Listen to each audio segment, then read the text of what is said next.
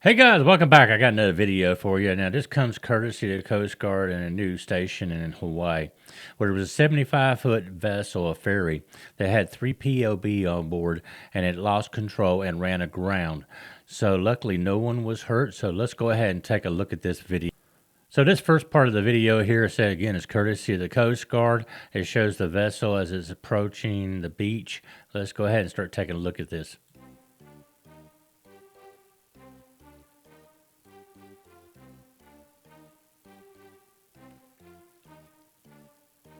Man, this is amazing. So luckily, this vessel didn't flip right here.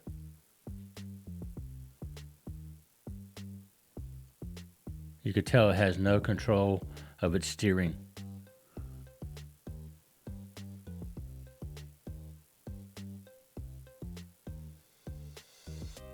To Waikiki, where a large boat got swept up in the high surf this morning. The Coast Guard says a salvage crew is on scene and attaching lines to the vessel in an attempt to tow it off the jetty. 2 people, including the captain, were on board. Both escaped injury. Nikki Schenfeld reports. Man, they were lucky. Oh my God! Around 8 o'clock Saturday morning, as the swell in town started to peak and the tide bottomed out, the 75-foot boat Discovery, which is operated by Atlantis Adventures, got caught in a wave.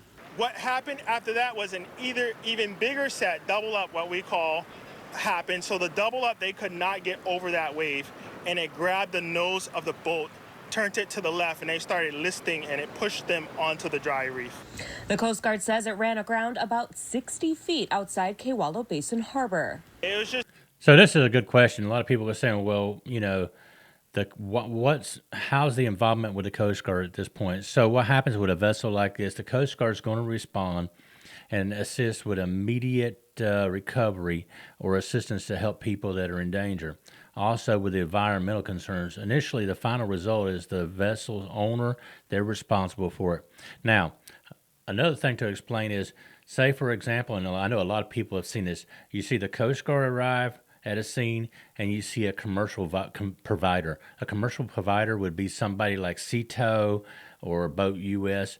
Well, the commercial providers by law have a right to take charge of it and salvage the vessel or recover the vessel unless there was an immediate threat to life. So let's continue looking at this. Unreal. I've never seen anything like that. So it almost looked like it was going to flip, but they corrected, and as the ship was surfing, It came close to I've never flipping seen over. that before, like a boat of that caliber size. The Coast Guard launched a 45-foot response boat but was unable to get to the Discovery due to the low tide and high surf. Honolulu Ocean Safety says 2 people were on board and were not injured. Officials say the pair decided to stay on board until high tide this afternoon. This is a big tide. The high tide is going to be around 3 or 4 o'clock, so 2.4 feet full moons. As the tide started rising, the boat started drifting toward shore and crashed into a wall at Kewalo's. So right now they're hooking up the tow line. They're planning on getting over towards the channel, reevaluate, and then either tow it into its slip or tow it out. A tugboat was seen offshore with surf reportedly about 12. Okay, this is called a salvage job. Now, you got 2 types of salvage jobs. You got a normal where you just lightly go onto a sandbar, and so, you know, that's normally covered in normal towing coverages. But when you have a hard grounding or you have a situation like this, it's a salvage job, and depending on the damage, the commercial provider, can take up to a percentage value of the vessel for the insurance.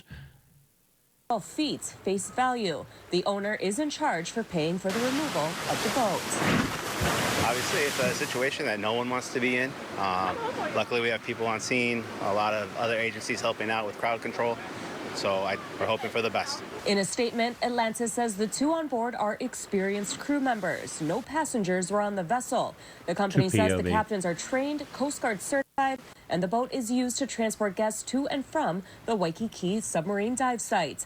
Ocean Safety tells us the vessel holds about 2,000 gallons of fuel, but the company says nothing is leaking. A high surf advisory is in effect for all south-facing shores statewide through Monday morning. Nikki Schenfeld, KHON2 News, working for Hawaii. Luckily, no one was hurt. There was no environmental damage. It looks to me what the cause was a casualty steering. In other words, a loss of steering or a loss of power. Kudos to the Coast Guard and to the salvage companies. And again, like I say, in a situation like this, they can take up to a percentage value of the vessel at the time of recovery. So, guys, thank you very much, and we will see you on the next.